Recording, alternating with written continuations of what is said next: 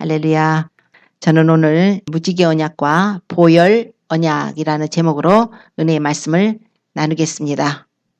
언약이라는 말은 이제 두 주체가 이제 쌍방간에 맺은 약속을 언약이라고 합니다. 히브리인들은 이 언약을 베리트라고 해요.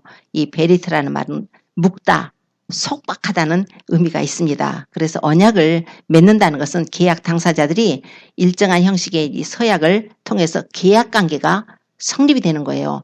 그러나 그 계약을 이행하지 않는다면은 계약이 파기가 되겠죠. 그런데 성경에 보면은 언약에 상당히 많이 있어요. 성경을 보면은 신약, 구약. 그래서 구약은 옛 언약, 신약은 새 언약. 그래서 이 성경은 언약책입니다. 그걸 분리를 해서 보면은 언약의 종류가 있는데 이제 창세기에 보면은 선악과 언약이 나오죠. 선악과의 사건이 선악과 이제 언약이라고 그럽니다. 그리고 또 여자의 후손에 대한 언약이 나오고 무지개 언약이 있어요. 또 아브라함과 함께 세우셨던 횃불 언약이 있어요. 또 할례 언약이 있습니다. 그리고 시내산에 언약이 있어요. 그리고 소금 언약이 있습니다. 그리고 제사장들 민수기에 나오죠. 제사장 언약이 있고요. 그리고 다윗하고 맺은 또 다윗의 언약이 있고 또 예레미야 선지자에게 말씀하신 새 언약이 있습니다. 그러니까 새 언약이라는 것은 바로 예수 그리스도를 통해서 우리에게 구원을 주시겠다는 이 언약의 말씀을 또 예레미야 선지자에게 또 하셨었죠. 그리고 신약 시대로 돌아와서는 어떤 언약이 있냐면 예수님이 성찬, 그러니까 예수님이 골고다 언덕에서 이제 십자가상에서 죽으시기 전날에 6월절 성만찬을 하시면서 우리 예수님이 보혈 언약을 세우셨어요. 그리고 또 주님이 또 제자들에게 말씀하시기를 내가 가면 보혜사를 보내주겠다 하는 보혜사의 언약이 있습니다. 그리고 예수님이 떠나시기 전에 또 약속 한 가지 하신 것이 있죠. 내가 가면 다시 오리라. 재림 언약이 있어요. 이게 모든 것이 약속입니다. 그래서 성경에는 이런 언약들이 지금 많이 있는데 오늘은 이제 무지개 언약과 이제 보혈 언약이라는 제목으로 말씀을 드리고자 합니다. 자, 하나님께서 인간들하고 최초로 세운 언약이 바로 뭐냐면 선악과 언약이에요. 선악과. 하나님께서 이제 사람을 지으셨죠. 하나님께서 천지 만물을 6일 동안 창조하시고 제일 마지막에 사람을 지으셨어요. 그래서 창세기에 이제 2장 7절에 보면은 하나님이 사람을 흙으로 지으시고 그 코에 생기를 불어넣어서 사람이 생령이 되었다. 이렇게 말씀을 합니다. 하나님은 영이시기 때문에 하나님과 교제를 하기 위해서 이제 우리 사람을 생령이 되게 하셨어요. 산령이라는 것입니다. 그래서 하나님은 우리 인간들하고는 커뮤니케이션을 해요. 교통을 하십니다. 사랑의 교제를 하시지요. 그래서 하나님께서 그 지으신 사람을 에덴 동산으로 이끌어 들이셔서 거기에서 주님께서 말씀을 하셨어요.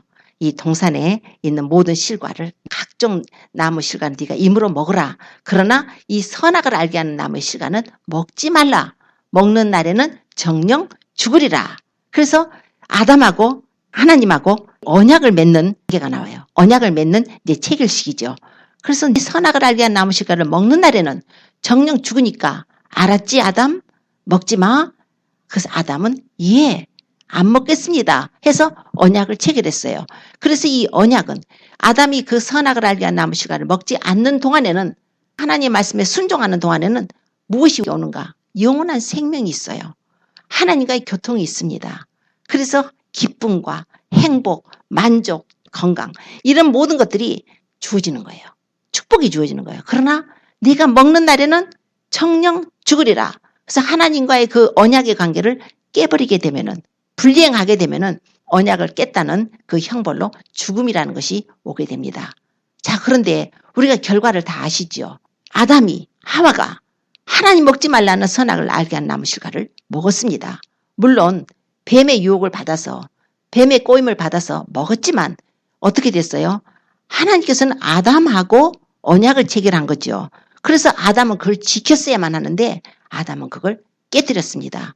날이 서늘할 때 우리 하나님께서 동산에 거니시니까 아담이 하나님이 동산에 그 거니시는 소리를 듣고서 무서워해가지고 동산 나무 뒤에 숨게 됩니다.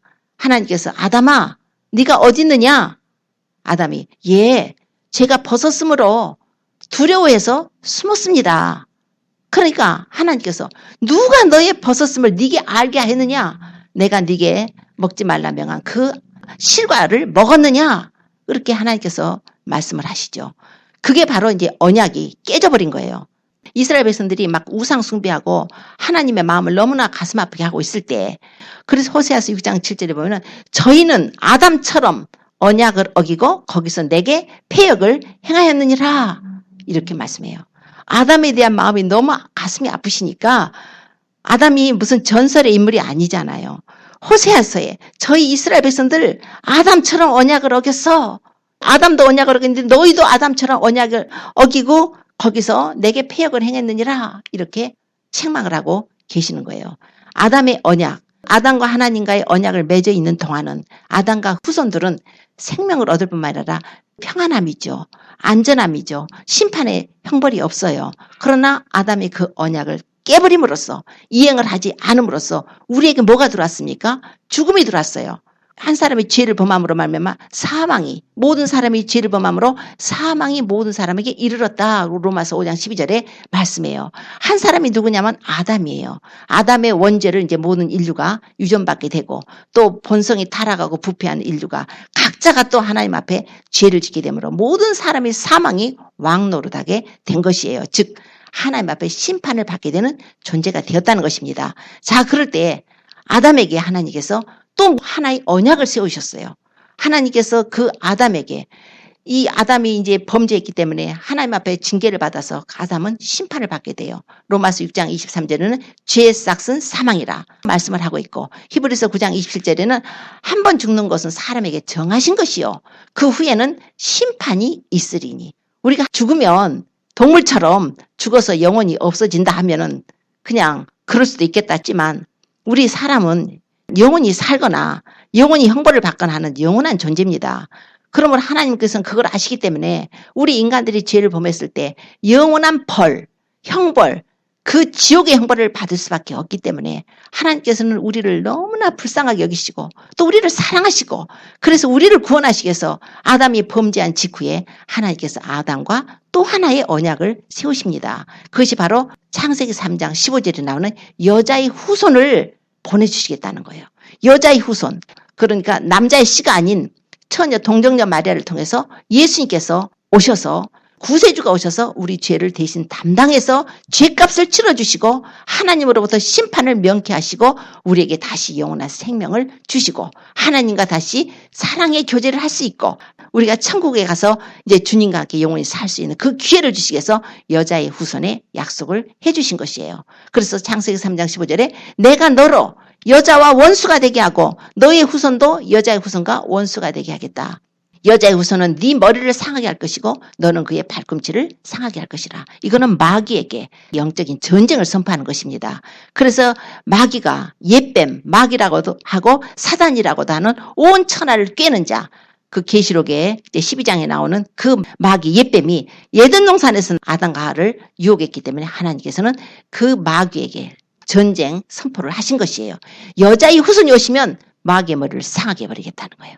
그리고 그 마귀는 예수님의 발꿈치를 상하게 했죠. 십자가에서 예수님이 못 박혀서 죽으셨습니다. 그러나 그 여자의 후손이 오셔서 그 일을 통해서 인류를 구원하시겠다는 구세주의 언약을 해주신 거예요.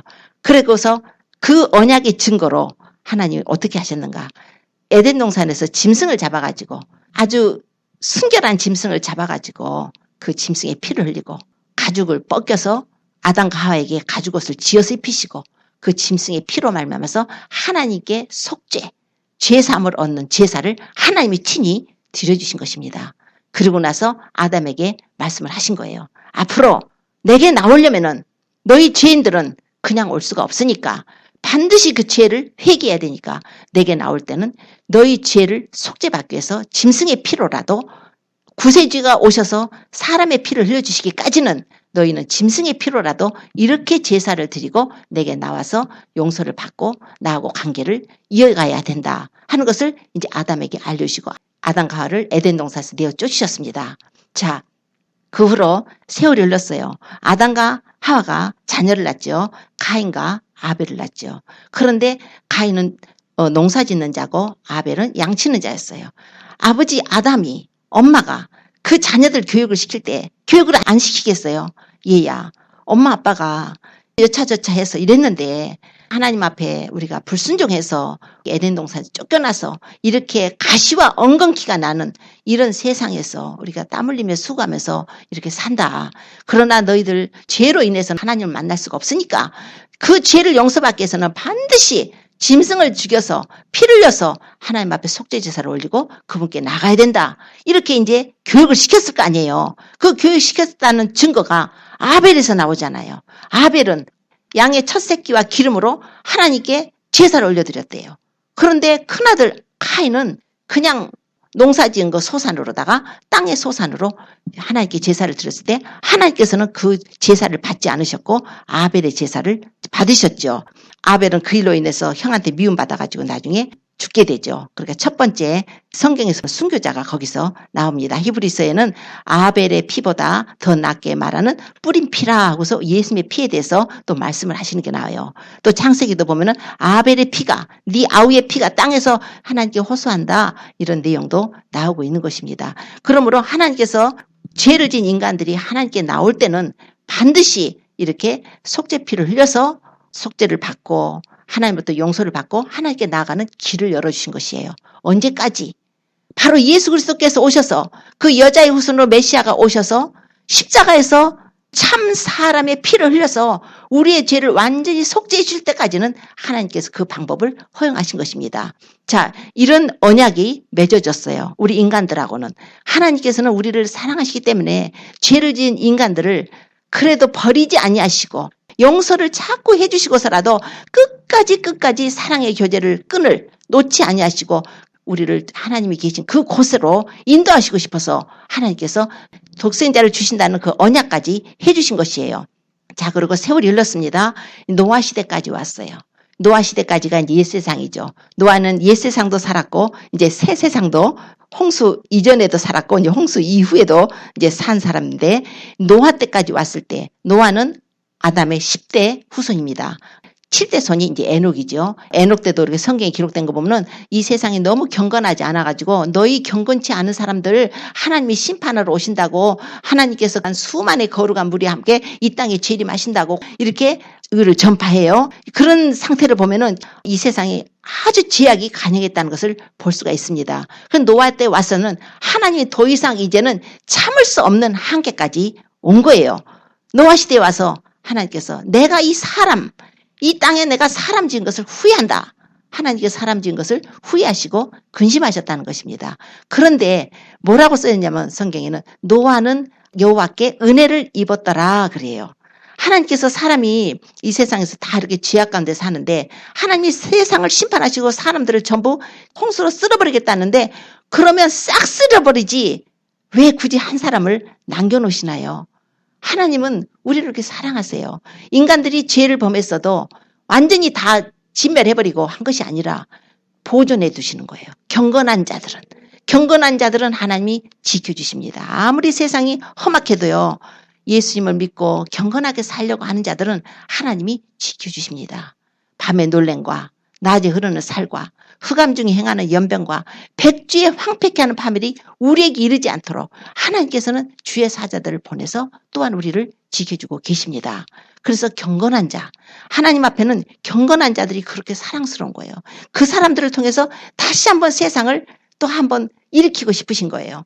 그래가지고 노아더러 방주를 만들어라. 방주를 만들기 시작했죠. 노아가 120년 정도 방주를 만들었다고 그러는데 노아가 120년 정도 방주를 만들면서 사람들에게 그 의를 전파했다고 베드로 사도는 이렇게 증거를 하고 있어요. 노아가 의를 증거했대.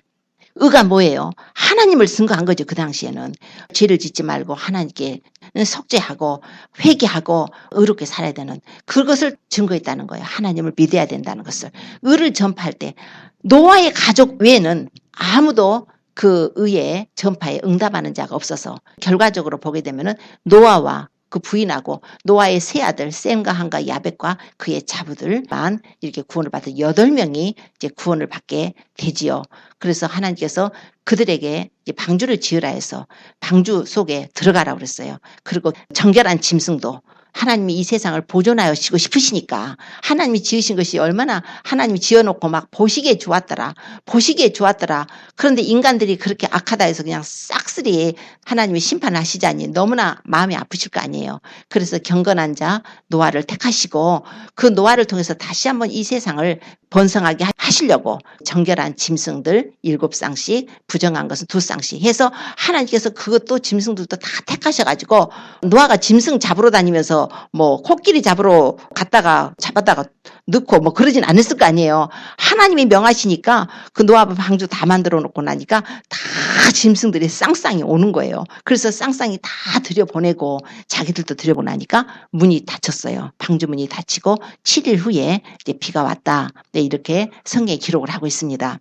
그때가 노아의 600세 되던 해 2월 17일 날 비가 왔는데요. 홍수가 이제 땅에 덮였는데 하늘의 창이 열리고 땅에 기품의 샘들이 터졌대요. 얼마나 비가 왔는지 40일 동안을 밤낮으로 비가 왔을 때에 이제 좀 있으니까 이제 배가 둥실 떴어요.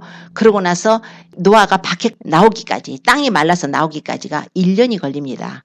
그러니까 노아의 600세 2월 17일 날 홍수가 땅에 덮였는데 노아가 땅이 말라서 나온 날이 언제냐면은 노아의 601세 2월 27일 날 나오게 돼요. 그러니까 1년하고도 열흘 후에 노아 가족들이 이 땅에 나오게 됩니다.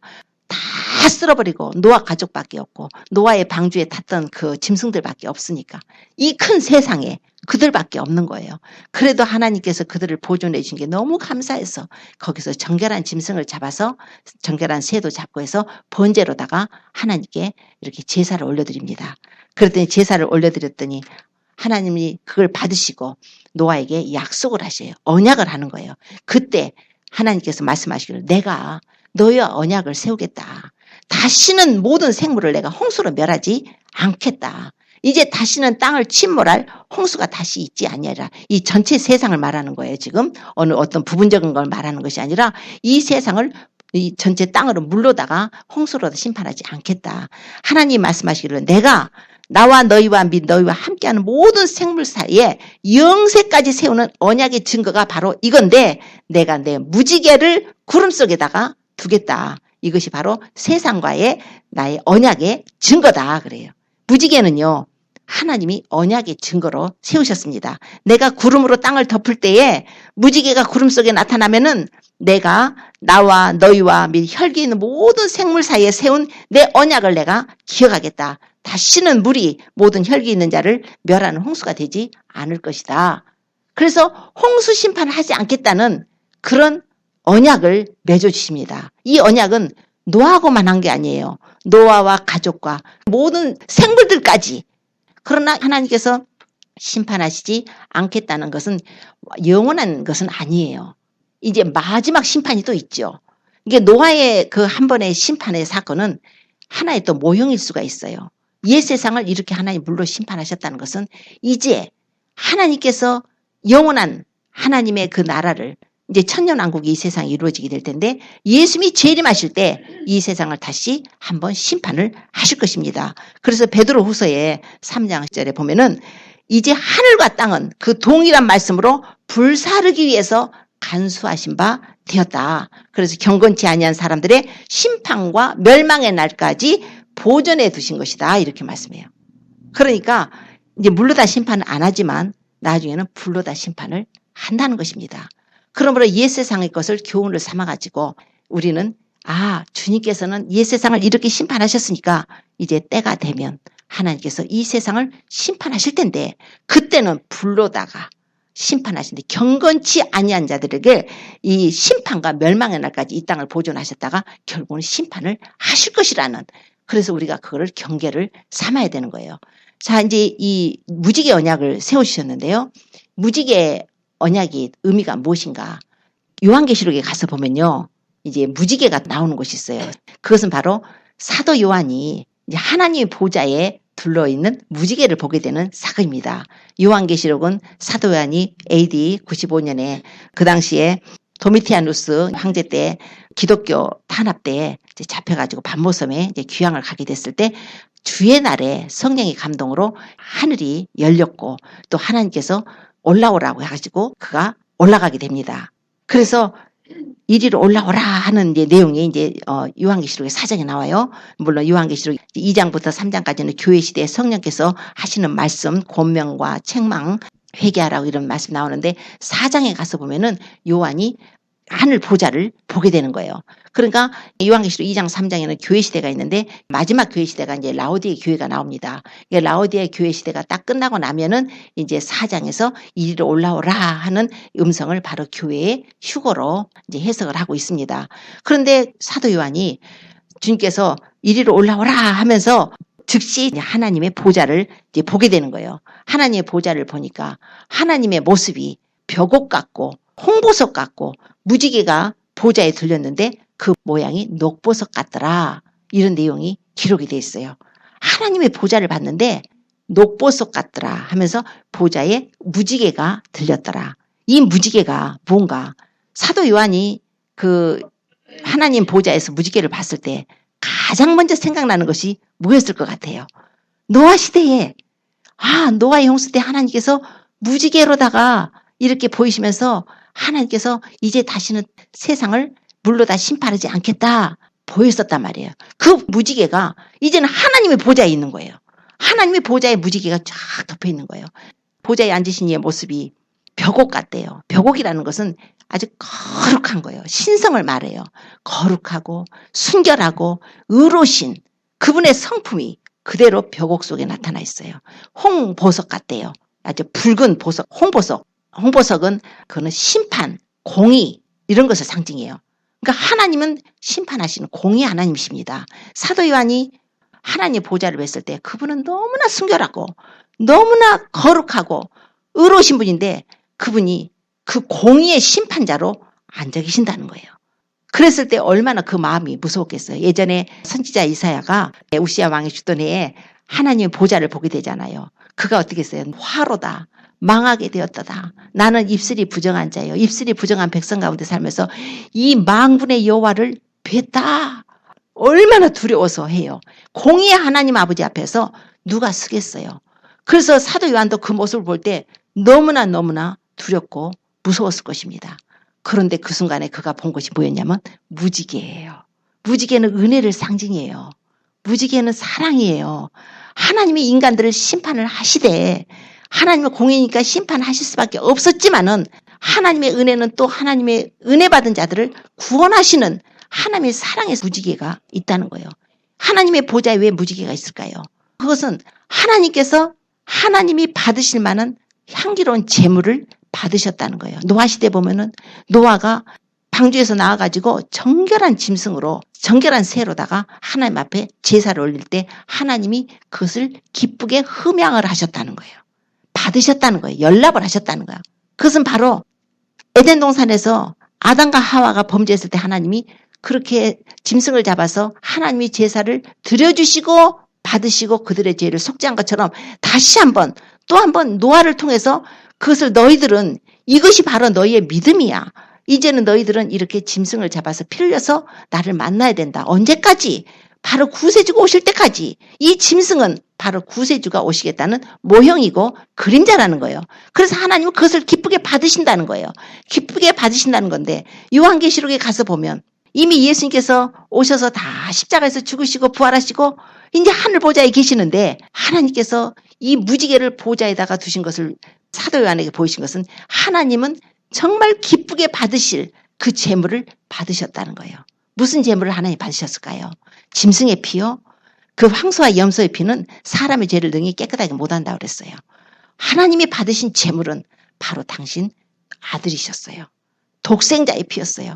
그래서 에베소서 5장 2절에 보면은 그는 향기로운 제물과 생축으로 자신을 하나님께 드리셨느니라 이렇게 말씀을 해요. 예수님의 보혈, 예수님이 골고다 언덕 십자가상에서 우리 죄인들을 위해서 죽으신 그 보혈, 그 보혈을 예수님께서 제사로 자신을 드렸던 그 제물을 하나님이 기쁘게 받으셔서 이제 심판하지 않으시겠다는 이제 예수 그리스도를 믿는 자들, 예수님으로 말미암아서 구원받은 하나님의 자녀들은 심판을 면하고 노아가 은혜를 입었던 것처럼 우리도 은혜를 입고 그분의 심판이 아니라 이제 하늘 보좌에 올라가서 교회가 휴거되어서 하나님 보좌에서 그분을 보게 된 거예요. 아하, 하나님께서는 이렇게 예수 그리스도의 피로 말미암아서 우리를 구원하셔서 우리가 이렇게 영광의 주를, 영광의 하나님을 이 천국에서 뵙는다는 것을 보여주고 계시는 것입니다. 이것을 사도 요한은 증거를 해서 오늘날까지 우리가 이 말씀을 듣고 깨닫고 우리가 저 천국에 가는 유일한 길은 바로 예수 그리스도, 그분만이 우리의 유일한 길이라는 것을 우리가 알게 되는 거예요. 그분의 은혜예요. 하나님의 무지개 언약을 해주신 것은 예수님께서 성찬을 하실 때 6월절 그 양으로다가 그때까지는 6월절을 지킬 때 짐승의 양을 잡았었지만 주님께서는 새롭게 새 언약을 제자들에게 주셨어요. 떡을 떼시면서 받아 먹어라. 이것은 내 몸이라 하셨고 또 식후에 잔을 가지시고 사리하시면서 너희가 다 이것을 받아 마시라. 이거는 많은 사람을 위하여 많은 사람의 죄를 대속하기 위해서 흘리는 바 나의 피, 곧 언약의 피다 그랬어요. 언약의 피. 누구하고 언약을 맺어요? 우리하고 언약을 맺어야 되는 거예요. 하나님과 우리하고 언약의 피로다가 하나님께서는 독생자 예수님을 믿음으로써 우리가 심판을 면하고 그분의 나라에 갈 수 있는 그 은혜를 베풀어 주신 것입니다. 하나님께서는 우리에게 이 언약, 보혈의 언약을 주셨어요. 이 보혈의 언약은 노아가 그 당시에 그 방주에 들어간 것처럼 우리는 보혈의 언약을 통해서 구원의 방주에 들어가게 됩니다. 사도 요한이 하나님을 뵀을 때 녹보석 같더래요. 보좌에 무지개가 둘렀는데 녹보석 같더라 그래요. 겨우 내내 가지가 죽은 것 같아도 봄 되면은 어디서 나오는지 그 죽었던 것 같은 가지에서 싹이 나오고 벌써 꽃이 피었고 막 파란 잎이 그냥 새순이 나와서 막 돋아나잖아요. 생명이에요. 녹색은 생명을 의미하죠.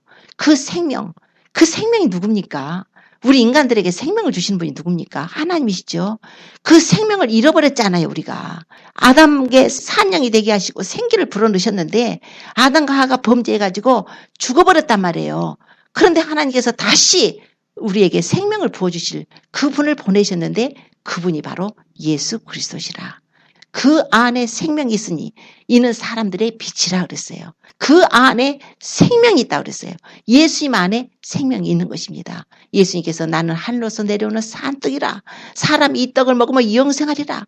이 떡은 바로 내 살이다. 인자의 살을 먹지 않고 인자의 피를 마시지 않으면 너희 안에 생명이 없느니라.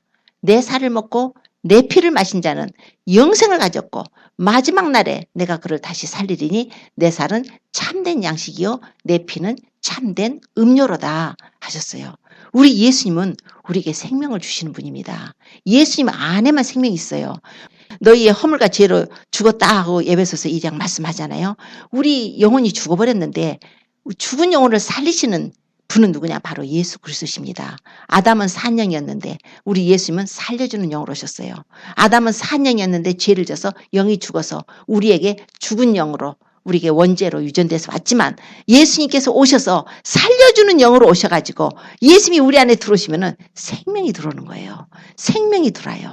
그분이 바로 생명이시기 때문에 그래서 예수님이 있는 자는 아들이 있는 자는 생명이 있고 아들이 없는 자는 생명이 없다 그러는 거예요. 이 세상에 어떤 종교로든 구원을 받을 수가 없는 것은 예수님 아니고서 구원을 받을 수 없는 것은 그 생명을 주시는 그분이 바로 예수 그리스도시기 때문에 그래요. 나는 부활이요 생명이라고 그러셨어요. 나를 믿는 자는 죽어도 살겠고 무릇 살아서 나를 믿는 자는 영원히 죽지 아니하리라 그랬어요. 예수님께서 나는 길이요 진리요 생명이라고 그랬어요. 예수님께서는 인자가 온 것은 양으로 생명을 얻게 하고 더 풍성하게 얻게 하려는 것이라고 하셨어요. 계속 생명에 대해서 말씀을 하는 것입니다. 우리가 예수님이 없으면 우리 안에 예수님이 영이 없으면 우리가 생명이 없어요. 예수님이 안에 들어와 계시면 생명을 얻은 자가 됩니다. 우리는 죽은 자가 아니에요. 영생하는 자예요. 생명을 얻었어요. 이 땅에서도 우리는 이미 우리가 천국 가서만 영생하는 것이 아니라 이미 영생이 우리 안에 들어와 계십니다. 이대로만 끝까지 순종하면서 주님의 말씀을 따라서 살면 주님의 뜻 가운데 행하고 살면 주님 앞에 인정만 받으면 믿음이 있다고 인정만 받으면 우리는 바로 천국에서 영원한 생명으로 주님을 만나 뵙게 될 것입니다. 하나님께서는 이러한 은혜를 첫 세상, 옛 세상의 심판을 통해서 우리에게 워닝을 하고 계세요. 이제 이 세상은 또 한 번 심판하실 것입니다. 진동치 아니할 것들을 위해서 영존하게 이제 진동치 아니할 것들이 온다는 거예요. 진동치 아니할 것들은 바로 하나님의 나라입니다. 하나님의 나라, 이 예수 그리스도께서 통치하는 나라가 이 세상에 오게 됩니다. 마귀는 그동안에 아담과 하와한테 선악과 먹게 하고 아담에게 하나님이 다스리고 지키고 하라는 그 모든 왕 같은 권세를 불법적으로 뺏어가지고 이 세상 임금 노릇을 하고 있다가 예수님이 오셔서 우리 죄인들을 죄를 담당하시려고 그 예수님이 광야에 나가서 40일 동안 금식할 때 마귀가 와서 시험하잖아요. 내게 절해. 내게 절하면 이거 다 네게 줄게. 세상 권세 영광 다 줄게. 이것은 내게 넘겨준 것이므로 나의 원하는 자에게 내가 누구든지 주는 거야. 그런 거예요. 넘겨받았다는 거예요. 아담한테 불법적으로 뺏었죠. 진자는 이긴 자의 종이기 때문에 아담이 하와가 져버렸어요. 영적 전쟁에서 마귀의 깨매에 빠져 져서 지는 순간에 하나님이 맡겨놓은 이 세상 모든 권세를 마귀한테 뺏겼다가 마귀가 지금 그래서 이 세상을 왕노릇 해가면서 도적질하고 죽이고 멸망시키는 것이에요. 지금까지도 마귀가 활동을 하고 있었지만 이제 마지막 때가 되니까 마귀의 활동이 굉장히 두드러집니다.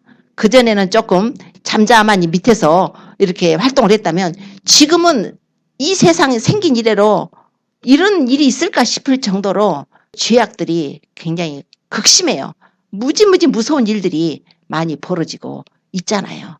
이제 바로 마귀가 자기 때가 얼마 못 된 줄 아므로 지금 크게 분내서 할 수만 있으면 택한 자라도 미혹시켜서 많은 사람들을 지옥으로 끌게 가려고 최종 총력전을 벌이고 있는 것입니다. 우리 예수님 믿는 우리 그리스도인들은 이것을 알아야 돼요. 지금 영적 전쟁이거든요. 우리가 이길 수 있는 무기는 말씀의 검, 성령, 말씀의 검을 가지고 이겨야 돼요. 믿음의 방패가 있어야죠. 우리가 진리로 허리띠를 띠어야 되죠. 의의 흉배를 붙여야 돼요. 믿음으로 말미암아 우리가 의의 흉배를 붙인 자들입니다. 또한 평안의 복음에 예배한 것으로 신발을 신으라고 그랬어요. 지금은 전할 때예요. 우리가 구원의 투구를 딱 써서 우리 마음과 생각을 딱 지켜야 됩니다. 너무나 세상이 악하니까 이럴 때일수록 절대 세상이 미끄러지지 마세요. 세상에서 막 이제 죄 같은 것도 세상에서는 죄가 아니다고 이건 합법이라고 괜찮다고 막 이렇게 죄를 지게 하는 것도 하나님의 법을 막 어게인스트 하면서 이렇게 죄를 지게 하잖아요. 종교적으로도 얼마나 많은 사람들이 배도해요. 얼마나 많은 사람들이 예수님만이 길이고 진리고 생명이 아니라고 지금 사람들을 속여요. 다른 종교도 구원이 있다고 해서 막 속입니까? 이렇게 해서 막 속이는 거예요. 지금 마귀는요. 우리 크리스찬들에게는 속이는 거예요. 물론 강하게 나와서 핍박하고 죽인다 그러면은 그때는 또 믿음이 주어져서 순교할 수도 있을지 몰라요. 그러나 이렇게 속일 때는 그런가 저런가 해서 말씀 모르면은 많이 넘어갑니다. 그래서 지금 마지막 때는 말씀 꼭 붙들고 말씀으로다가 우리가 중심을 잡아야 됩니다. 하나님 말씀이 이것은 나쁜 거야. 그러면은 이게 나쁜 거예요. 그리고 때가 됐으니까 모이기를 피하는 어떤 자들 습관같이 하지 말고 자꾸 주님한테로 오세요. 주님 앞에 와서 예배를 드려야 됩니다. 우리가 예배를 이렇게 드릴 때에 하나님이 축복을 하세요. 하나님의 자녀들을 언제 제일 축복하시겠습니까? 물론 각자 개인적으로 기도도 하고 말씀 읽고 할 때 축복이 임하겠지만 이렇게 예배 때 하나님이 자녀들을 축복을 하시는 것입니다. 그래서 예배를 빠지지 말고 이제 나오시고 그리고 우리 자신을 이제 정결하게 해야 됩니다. 이제 우리 자신을 지킬 때가 됐어요. 성령님 의지하시고 믿음으로 우리가 세상 것을 끊어야 됩니다. 거룩하게 살아야 돼요. 말씀과 기도로 우리가 거룩해진다 그랬으니까 이제 말씀과 기도로 우리가 더 창념을 하셔야 됩니다. 그리고 잘못된 정보를 가지고 요즘 뭐 베리칩 같은 거 상징이라 해가지고 받아도 된다고 예수님 말씀하시기를 노아가 방주에 들어가던 날까지 사람들이 홍수가 나서 다 멸하기까지 사람들이 깨닫지 못했대요. 아니 비가 내리는데 지금 노아는 방주에 들어갔어요. 그런데 지금 홍수가 막 쏟아지는데 노아가 말했던 그것이 바로 하나님의 심판이라는 걸 깨닫지 못하는 것처럼 다 멸망당할 때까지 깨닫지 못했답니다. 이게 뭘까요? 우리도 지금 마찬가지예요. 방주 안에 들어가 계셔야 됩니다. 주님의 심판을 이렇게 알려주셨으면은 방주 안에 들어간다는 거 예수님 안에 들어간다는 거예요. 나의 삶이 정말 성결한 삶으로 예수님과의 교통을 해야 된다는 것입니다. 그래서 세상에 나와 있지 말고 세상 것에 막 그렇게 끌려다니지 말고 예수님 안으로 들어가셔야 돼요. 방주 안에 들어가셔야 돼요. 방주문 딱 닫게 되면 사람들은 언제 멸망하는지 모른다는 거예요. 다 멸할 때까지 깨닫지 못한다는 거예요. 베리칩이 나와가지고 그 짐승의 표가 나왔다고 사람들한테 받지 말라고 이렇게 외쳐도 아니라고 교회에서 큰 교회에서들이 주로 많이 더 그러더라고요. 절대 이거는 베리칩은 상징이니까 걱정하지 말라고.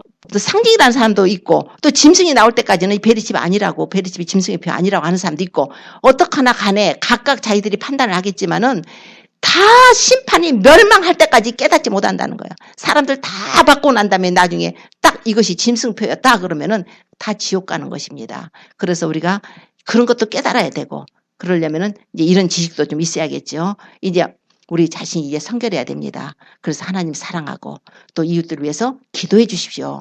이웃들을 위해서 기도하시고 내 자신이 미끄러지지 않도록 이제 더 성결한 삶으로 그래서 내 안에서 성령의 열매가 내 안에 성품이 성화돼서 성령의 열매가 나와야 돼요. 아직도 다른 사람들 미워하고 시기하고 다른 사람들 흉보고 용서하지 못해갖고 막 분내고 그런 사람들은 남아요.